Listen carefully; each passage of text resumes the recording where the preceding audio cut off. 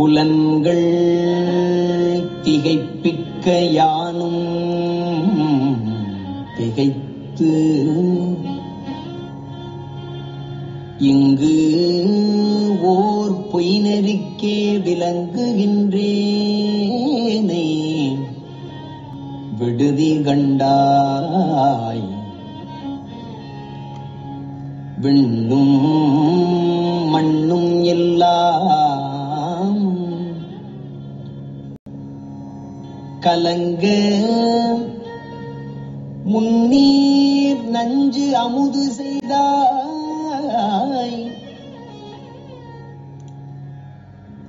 கருணாகரனே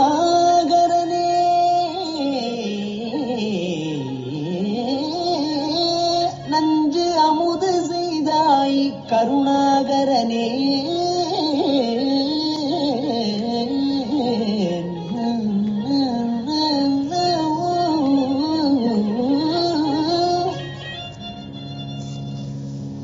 துலங்குகின்றேன் அடியே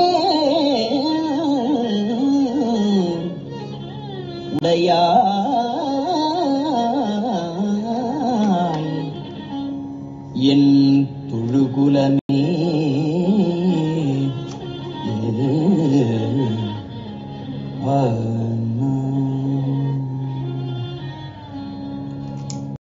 பலம் ஹர பார்வதி பதே ஹர மகாதேவ தென்னாடுடைய சிவனே போற்றி எண்ணற்றவர்க்கும் இறைவா போற்றி தச்சிற்றம்பலம் பொழியான திருமேனி உமிழ்தானோ மிகமேவும் கழியான வரும் யானை கடல் நாள் மறவாமல் அழியாழும் அல்ல தோவும் அடியார்கள் உளமாற வெளியாகும் வலிதாய வினை கூட நினையவே. திருச்சிற்றம்பலம்.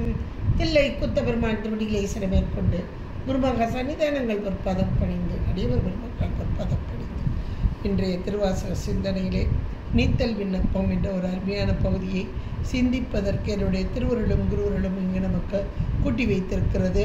அதில் 28வது பாடல். போன தடவை கொழுமடி ஏர் நகையோர் கொங்கை கொண்டிடை சென்று கொன்றி விழும் அடியேனை விடுவிகண்டாய் மெய் முழுவதும் கம்பித்து அழுமடியார் இடை ஆர்த்து வைத்து ஆட்கொண்டு அருளி என்னை கழுமணியே இன்னும் காட்டுகண்டாய் நின் புலன்கடலே என்பதாக சொன்னார்.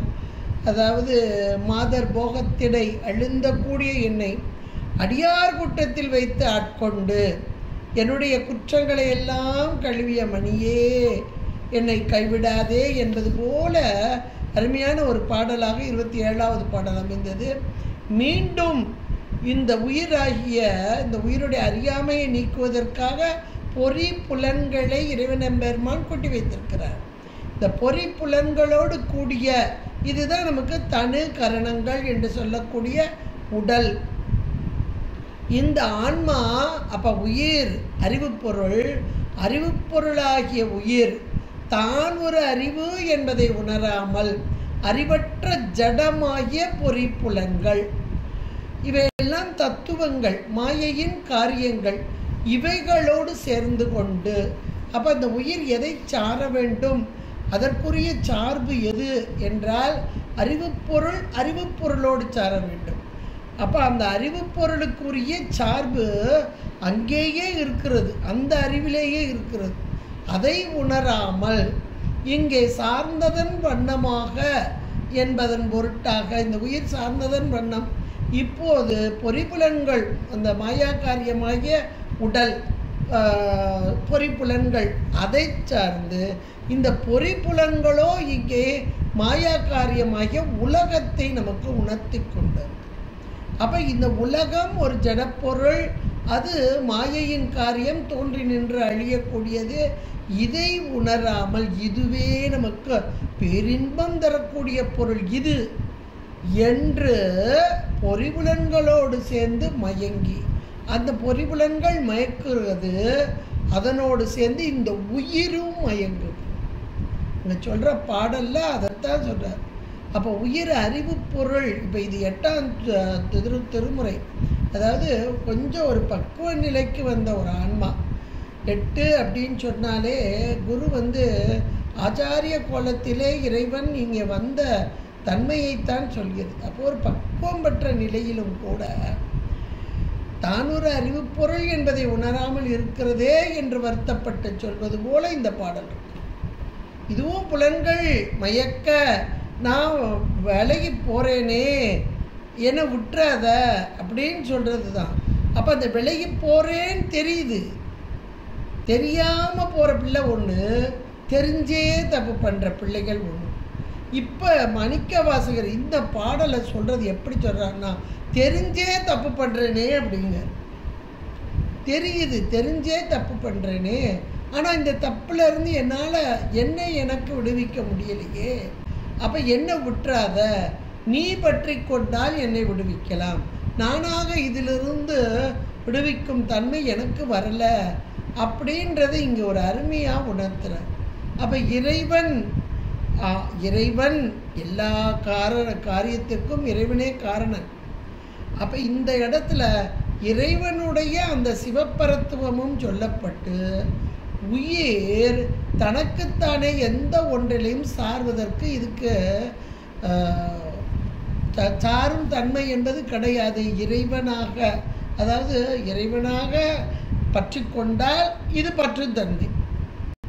தனக்கென ஒரு செயல் இல்லாத உயிர் அப்படின்றத இந்த இடத்துல உயிருடைய தன்மையும் இறைவனுடைய அந்த சிவப்பரத்துவம் என்று சொல்லக்கூடிய மேலான அந்த தன்மையையும், இந்த மாயையின் காரியம் செய்யும் அந்த துன்பமான ஒரு நிலை, அந்த நிலையையும் இங்கே மூன்று பொருள்களுக்குரிய இலக்கணமாக, அந்த 3 பொருளையும் இலக்கணத்தின் மூலமாக அந்த 3 பொருளுடைய தன்மை எப்படி இருந்து நமக்கு செயல்படுத்துகிறது என்பதை இந்த 28வது பாடல்ல ரொம்ப அழகா நமக்கு எடுத்து சொல்றார் பாருங்க.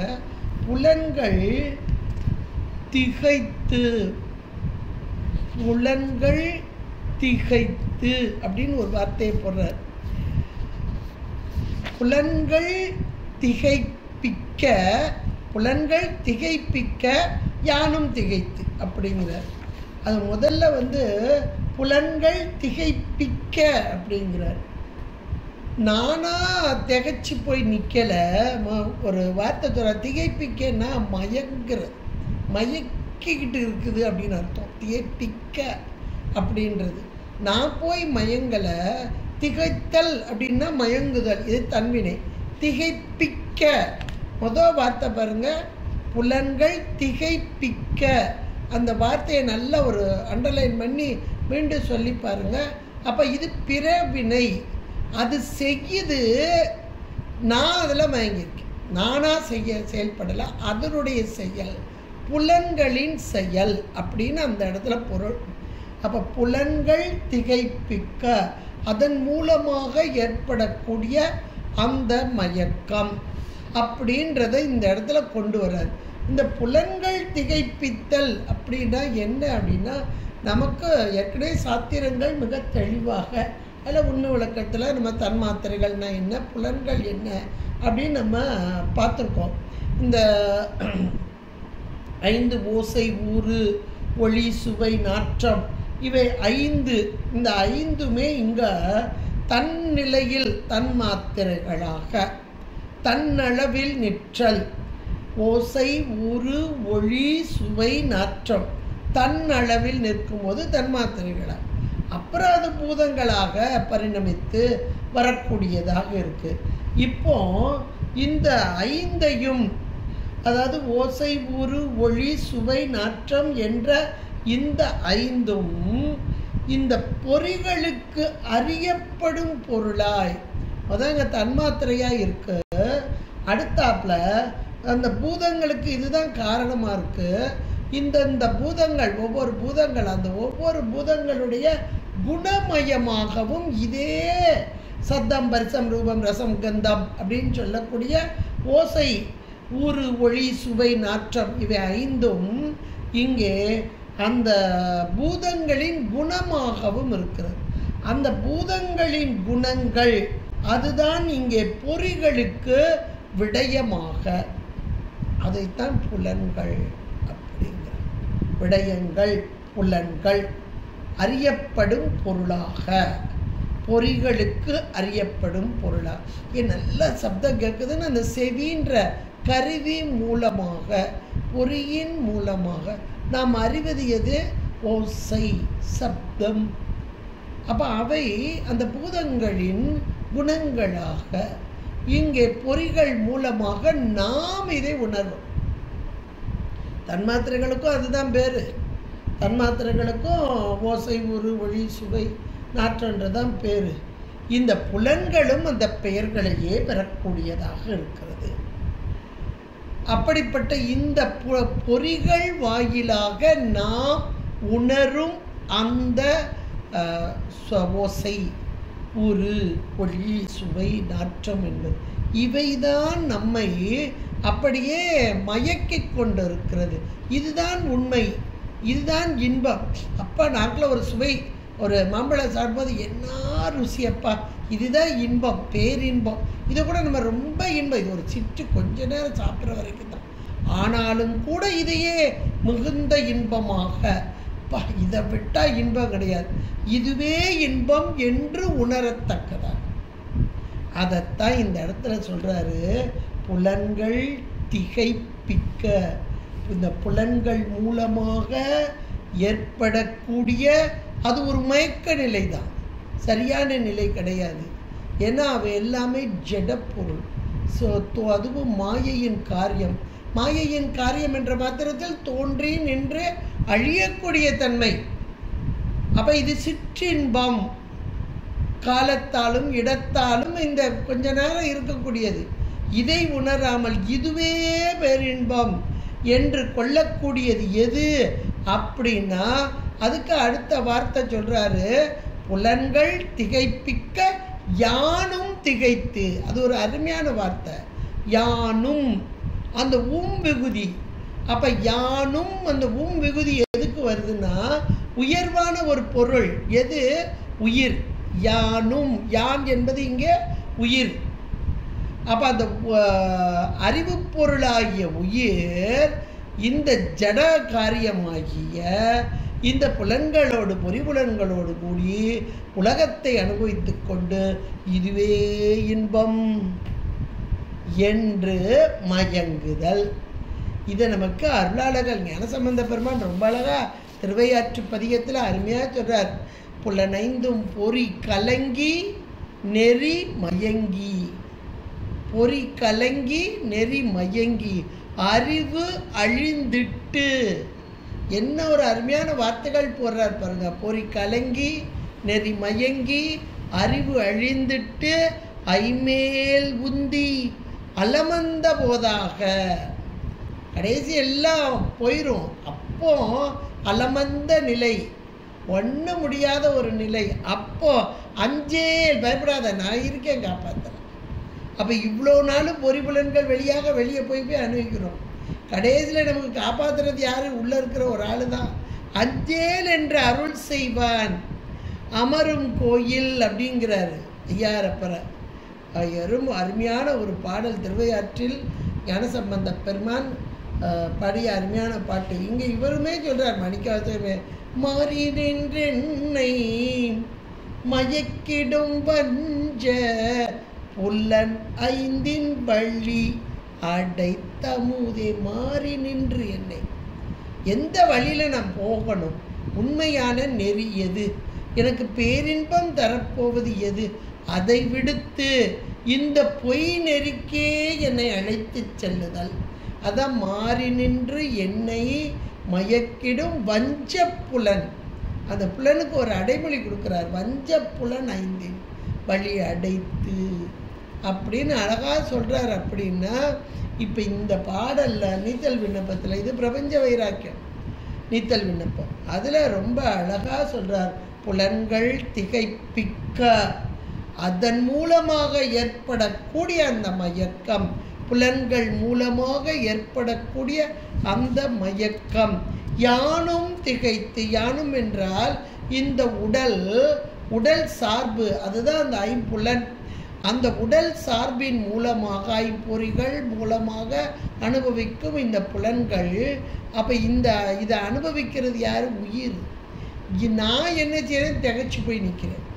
யானும் என்ற புலன்கள் வாயிலாக இங்கே திகைச்சு போய் இருக்கிறது யார்? வருந்துதல் யார் அப்படின்னா உயிர், உயிருடைய அறிவு.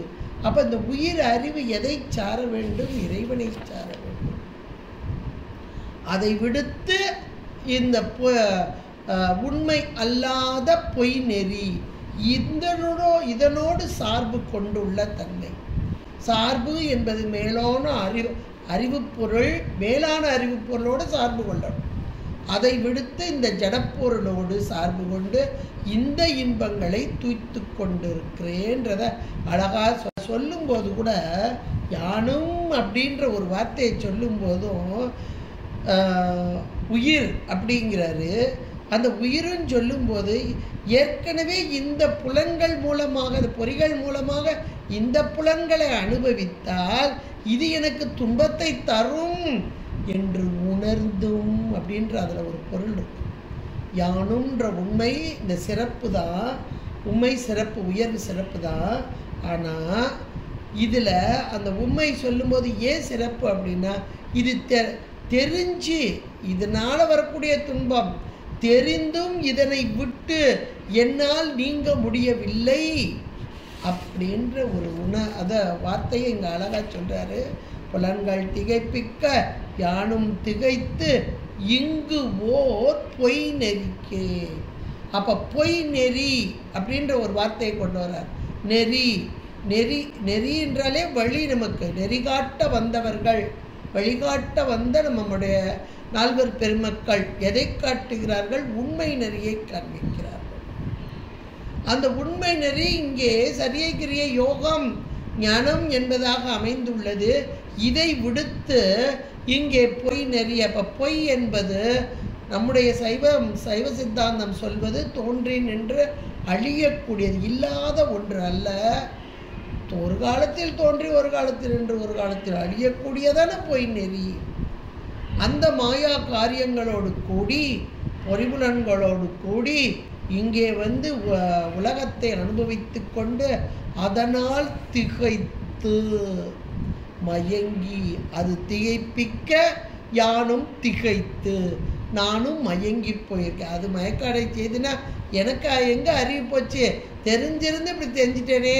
நம்ம எத்தனை தடவையோ சொல்லுவோம் உலக வழக்கில், ஐயோ தெரிஞ்சிருந்து இப்படி போய் விழுந்துட்டேனே அப்படி போகலாம். அது மாதிரி ஒரு வார்த்தையை போடுறார், யானும் திகைத்து மயங்கி அப்படின்றார். இங்கு ஓர் பொய் நெறிக்கே. அந்த பொய் என்பது தோன்றி நின்று அழியக்கூடிய இந்த நெறி, அதில் விளங்குகின்றேனே. இந்த பொய் நெறிக்கே என் நெறி அல்லாத நெறி இது நாம் போக வேண்டிய நெறி அல்ல, நமக்குரியதல்ல. உண்மை நெறியை விட்டு இங்கே பொய் நெறியை நோக்கி, அதில் இந்த ஆமாறு சாமாறும்பார் சதகத்தில். ஆமாறு அப்படின்னா ஆறுனா வழி, நமக்குரிய வழி. சாமாறு சாவை நோக்கி செல்கிறேன். மரணம் என் உண்டேன், ஜனனம் உண்டு, மீண்டும் ஒரு பிறவி. அதுதானே இங்கே பொய் நெறியாக சொல்லப்படுகிறது. மீண்டும் மீண்டும் பிறவி சூழலில் அகப்பட்டு கொண்டு துன்பத்தை அடைந்து கொண்டிருக்கிறேன். மரணமில்லாத பெருவாழ்வுதான் ஆமாறு.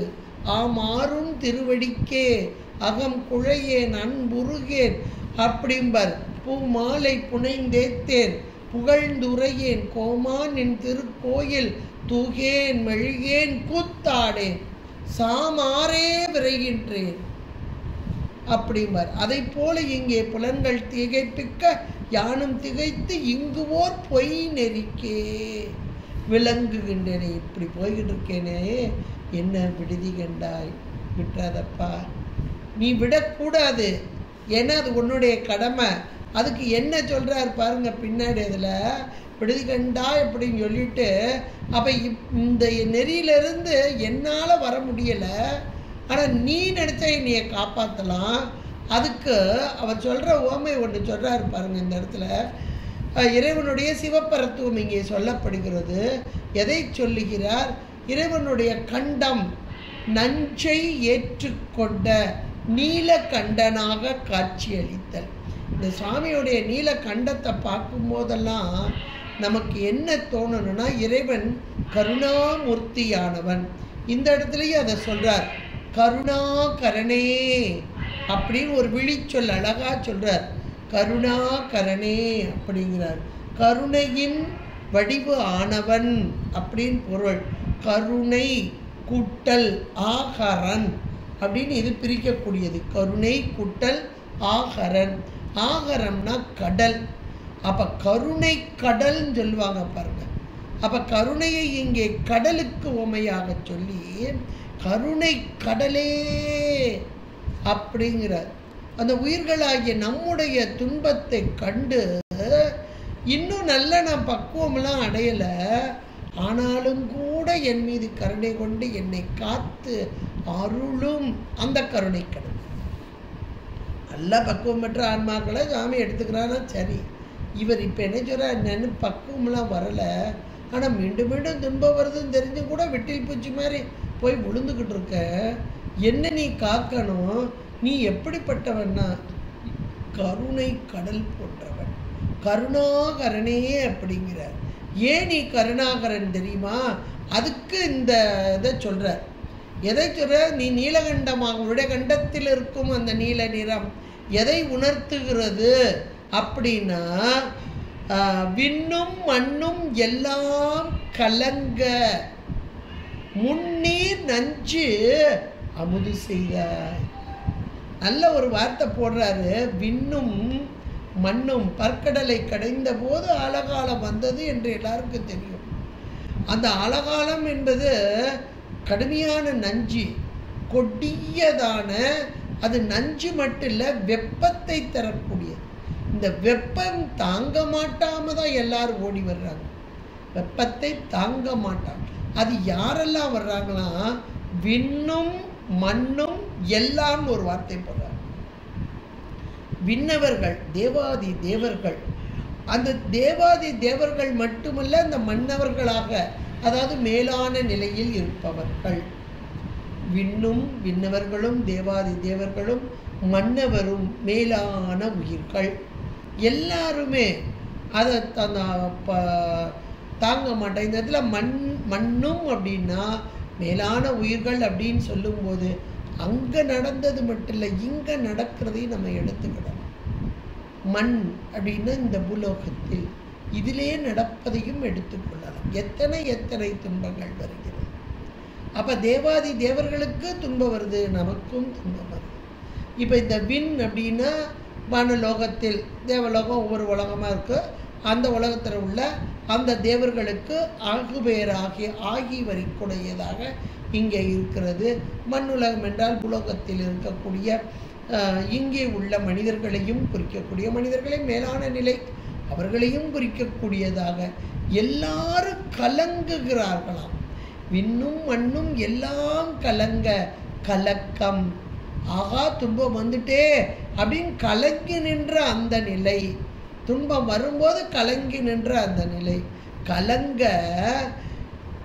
அவர்களுடைய துன்பத்தை எல்லாம் நீக்கணுமே. அந்த துன்பத்தை நீக்குவதற்காக துன்பத்தை தான் ஏற்றுக்கொண்ட கருணாமூர்த்தி இவர். யாராவது இன்னைக்கு ஒரு கஷ்டம் நல்ல சந்தோஷம் வந்தால் பார்ட்டி வச்சு எல்லாருமே கொண்டாடுவோம். இது இன்னைக்கு கல்யாண வீடாச்சு, ஒரு சந்தோஷமாக வீடாச்சு, எல்லாரும் போய் கூடி இருக்கிறதுன்றது எல்லாருக்கும் பிடிக்கும். ஆனால் ஒரு துக்கம் அப்படின்போது பகிர்ந்து கொள்ளுதல் அப்படின்றது ரொம்ப ரொம்ப ரொம்ப குறைவான ஒன்று. அந்த துன்பத்தை பகிர்ந்து கொள்ளுதல் அப்படின்னா நெருக்கமான உறவுகள் வருவாங்க, வந்தாலும் ஆறுதலாக சில வார்த்தைகள் சொன்னாலும் கூட அதிக நேரம் கூட கொஞ்ச நேரம் இருக்கிறதோ, அல்லது அவங்களோடு இருந்து அந்த துன்பத்தை இல்லை உங்கள் கஷ்டத்தை ஏன்ட கொடுங்க நான் வாங்கிக்கிறேன், யாராவது வாங்க முடியுமானா யாராலும் வாங்க முடியும். வாங்குவதற்கு அதிகாரமும் இல்லை, வாங்குவதற்கு மனசு இல்லை, யாருக்குமே மனசு இருக்காது, அதிகாரமும் கிடையாது. முதல்ல இது ரெண்டுமே. ஆனால் கருணாமூர்த்தியாகிய இறைவன் மட்டும்தான் அந்த துன்பம் வந்தபோது இந்த துன்பத்தை தான் ஏற்றுக்கொள்ளுதல். இது ஒரு ரொம்ப ரொம்ப மேலான ஒன்று. என்னுடைய நீலகண்டத்தை பார்க்கும் போதெல்லாம் என்னுடைய துன்பத்தையும் இவன் ஏற்றுக்கொள்வான் அப்படின்ற ஒரு நல்ல ஒரு கான்ஃபிடென்ஸ் நமக்கு வரக்கூடியதாக இருக்கும். என்னுடைய துன்பத்தையும் இவன் ஏற்றுக்கொள்வான்.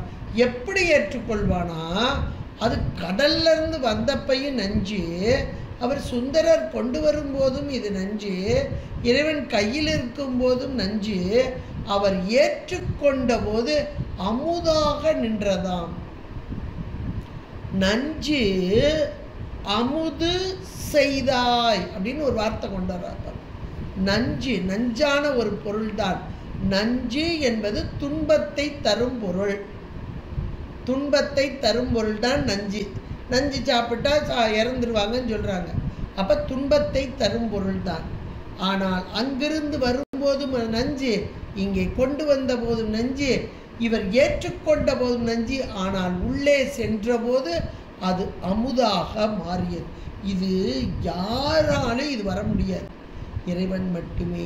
ஏனென்றால் எந்த பொருள் நமக்கு துன்பம் தருகிறதோ அதே பொருள் இறைவனுக்கு இங்கே அமுதாக நின்றது. அப்படின்றத நிற்க முடியுமான்னு நம்ம நினச்சி கூட பார்க்க முடியாது. அந்த நஞ்சு, அதை கூட சொல்லுவாங்க, வாச்சடையோன் அருந்திய நஞ்சு அமுதாக்கிய அம்பிகை அப்படிம்பார் அபிராமிப்பட்டர். கையை வச்சு பிடிச்சா அந்த நஞ்சு அப்படியே அமுதமாகி அந்த இடத்துல நின்னது அப்படின்னு சொல்லுவார். அதுக்கு காரணம் என்னென்ன, இறைவன் இறைவி சம்பந்தம்ன்றது விட்டு பிரியாத சம்பந்தம். யோசிச்சு பாருங்க. அதை இப்போ விட்டு பிரியாத சம்பந்தம், இறைவனோடு ஒன்றைத்திருக்கும் சக்தி, ஆற்றல் இந்த நஞ்சை அமுதமாக மாற்றியது. கண்டத்திலே நின்றது, அமுதமாக கண்டத்திலே நின்றது. அதனால தான் இன்னைக்கும் பாருங்க, சுவாமியை சொல்லும்போது ஸ்ரீகண்டர், ஸ்ரீனா இந்த நஞ்சுக்கு ஒரு பெயர் ஸ்ரீனான்னு மகாலட்சுமின்னு சொல்லுவாங்க. ஆனால் நஞ்சுக்கு ஸ்ரீன்னு பேர், ஸ்ரீகண்டேஸ்வரர்னே பேர் இங்கே இருக்குது, சுவாமிக்கு பேர். அப்போ இந்த இடத்துல அந்த நஞ்சு கண்டத்திற்கு வந்தபோது அது அமுதமாக மாறி நின்றது. இன்றைக்கும் அந்த நஞ்சை பார்க்கும்போது நமக்கு அமுதம் எப்படி இன்பத்தை தருமோ அதுபோல இன்பத்தை தருகிறது. அதுதான் அமுதாக்கிய. அப்போ நஞ்சு அமுதமாகுமோ என்றால் நஞ்சுதான் அமுதமாக, நஞ்சை அமுது செய்தாய். இது உயர்ந்ததான சைவ சித்தாந்தத்தின் பிழிவாக கொடிக்கவில்லை சொல்வார். ஒளிக்கும் இருளுக்கும் இடம் ஒன்றே, ஒன்று மேலிடில் ஒன்று ஒளிக்கும், ஒன்று மேலிடில் என்ற மாத்திரத்தில் இறைவன் ஞானமே வடிவான பரம்பொருள், ஒளியான பரம்பொருள். அந்த ஒளியான பரம்பொருள் மேலிட்டு நிற்கும் போது இங்கே ஒன்று ஒளிக்கும். அதனுடைய காரியம் இங்கே செயல்பட்டு வராது, செயல்படாமல் அடங்கிவிடும். அதுதான் இங்கே நஞ்சு அமுது செய்து இறைவனிடம் சேர்ந்த போது இந்த நஞ்சும் அமுதமாக செயல்படாது அப்படின்றத அழகாக கொண்டு வந்துட்டார். இப்போ இந்த இடத்துல இதை எப்படி வச்சு பொருத்தணும்னா, எதை சொல்கிறாரு? முதல்ல புலன்கள். இந்த புலன்கள்லாம் என்னைய மயக்கி கொண்டு போய் பொய் நெறியில் போய் விடுது. தெரிஞ்சிருந்து என்னால் வெளியே வர முடியலை. அதில் இருந்து இப்படி திகைச்சு போய் இருக்க, நீ எப்படிப்பட்ட மேலான பரத்துவம், சிவப்பரத்துவம், மேலான ஒரு வலிமை, ஆற்றல் உடையவன் அப்படின்னா நஞ்சையே அமுதா செய்கிறவன் நீயே. அதனால இந்த மாயாகாரியமாகிய புலன்கள், பொறிகள், புலன்கள் வாயிலாக வெளியே சென்று கொண்டிருக்கும் ஆன்மாவாகிய என்னை நீ என்ன செய்ய, அதில் இருந்து விலக்கி உன்னுடைய நெறி, உண்மை நெறி, அதில் சேர்றதுக்கு எனக்கு அருள் செய்வாங்க. ஏன் அப்படின்னா, நீ எதுக்கு அருள் செய்யணும் தெரியுமா? அதை அடுத்த வார்த்தையை சொல்றார். இப்ப நஞ்சு அமுது செய்தா கருணாகரன்னு ஒரு வார்த்தை பண்ணார். நீ கருணையே கடல்பா, அதனால நீ செய்யலாம்ப்பா அப்படின்னு அதுக்கு ஒரு வார்த்தையை கொடுத்துட்டார். கொடுத்துட்டு அடுத்து சொல்றாரு, துலங்குகின்றேன். நான் எப்படி இருக்கேன் தெரியுமா? இந்த பொறி புலன்களோடு சேர்ந்து உலகத்தை அனுபவிச்சுக்கிட்டு அப்படியே நடுங்கி போய் இருக்கிறேன். துலங்குகின்றேன்னா நடுங்கி போயிருக்கேன். இதெல்லாம் என்னைக்கு பொய் நெறியில் சேர்த்துக்கிட்டு அலையுது. அதனால ஏன்னா அடுத்தடுத்து பிறவி வரப்போகுது, இதனால வரக்கூடிய துன்பம். அதனால துலங்குகின்றேன். நான் யார் தெரியுமா? அடியேன். அடியேன் துலங்குகின்றேன். அடியேன் உன்னுடைய அடியேன். நீ ஆண்டான், உன் திருவடியே தொழும் அடியேன். அந்த வார்த்தை அருமையான ஒரு வார்த்தை. துலங்குகின்றேன் அடியேன். அடுத்து ஒரு வார்த்தை சொல்றாரு, உடையாய். அடியேன் முதல்ல ஒரு வார்த்தையை சொல்றாரு. உன்னுடைய திருவடி சார்பு பெற்றவன், திருவடியை தவிர எனக்கு வேறு எதுவும் தெரியாது, திருவடியிலேயே விழுந்து கிடக்கிற, சதா காலம் திருவடியை வணங்குற அப்படின்னு அடியேன்னு சொல்றார். அடுத்தாப்புல உடையாய்னு ஒரு வார்த்தையை கொண்டு வர்றார். உடையாய் என்றால் எல்லா பொருளுக்கும் உடைமைக்காரன் நீ. உடைய திருவடியே கிடக்கிற நான், எனக்கு நீ தானே ஆண்டான், நீ தானே என்னுடைய உடைமை பொருள். நான் உன்னுடைய உடைமை பொருள் அல்லவா? இந்த உடைமை பொருளை காக்க வேண்டிய உடையாய் நீ இல்லவா? அப்போ உடையவனுக்குத்தானே இந்த பொருள் சொந்தம். அப்ப என்னை காக்க வேண்டியது உன்னுடைய கடன் அல்லவா? அப்பர் பெருமான் சொன்ன இல்லையா, என் கடன் பணி செய்து கிடப்பது, தன் கடன் அடியேனையும் தாங்குதல். அப்ப அது போல இங்க தன் கடன் அடியேனையும் தாங்குதல் போல இந்த வார்த்தையை சொல்றார். துலங்குகின்றேன், நடுங்கி போயிருக்கேன். அடியேன் உன் திருவடி சார்பு பெற்றவன் உடையாய். நீ எல்லா பொருளையும் உடைமையானவன், நான் உன்னுடைய உடைமை பொருள் என்று சொல்லி உடையாய். அடுத்து இன்னொரு வார்த்தையை சொல்றார், என் தொழு குலமே அப்படிங்கிறார். தொழு குலம் அப்படின்னா என்னுடைய குல தெய்வம் போன்றவன், நான் தொழத்தக்கதாக, நான் தொழுது வணங்கக்கூடிய. குலம்னா இந்த இடத்துல கோயில் சொல்லுவாங்களே, அப்பா நாங்களாம் வணங்கக்கூடிய கோயில் இதான்பா, எங்கள் குல தெய்வ கோயிலே இதான்பா அப்படி போகும் இல்லையா? அது மாதிரி என்னுடைய குல தெய்வமாக நான் சதா காலமும் வணங்கக்கூடிய குல தெய்வமாகவே இருப்பவன் நீ. அதுதான் தொழு குலம் என்றார். அப்போ அந்த குலதெய்வம் என்பது என்னன்னா, இன்னைக்கு ஏதாவது ஜாதகத்தில் பார்த்தா துன்பம் வந்துச்சுன்னா குலதெய்வ கோயிலுக்கு போயிட்டு வாங்க, குலதெய்வத்துக்கு செய்ய வேண்டியதை செய்யுங்க, ஏதாவது பாக்கி இருக்கா, விடுபட்டிருக்கா அப்படின்னு கேட்பாங்க. அப்போ குலதெய்வம் என்பது நம்மை துன்பத்திலிருந்து காக்கக்கூடியதன் பொருள், வேற ஒன்றும் இல்லை. குலதெய்வம் தான் நம்மளை காப்போம். அதனால அந்த வார்த்தையை கொண்டு வந்து போடுறார், தொழு குலம் அப்படிங்கிறார். அப்போ எனக்கு குலதெய்வமாக இருப்பவன், என்னுடைய குலதெய்வம் நீ. இந்த புலன்களால் வரக்கூடிய மயக்கம், இந்த துன்ப காலம், கடுமையான துன்பத்தில் அகப்பட்டு மீண்டும் மீண்டும் பிறவி சூழல் விழுந்து அப்படியே எழ முடியாமல், என்னால் எழ முடியலை, என்னால் இந்த மாயா காரியத்திலேருந்து எழ முடியாமல் இருக்கேன், திகைச்சு போய் இருக்கிறேன்.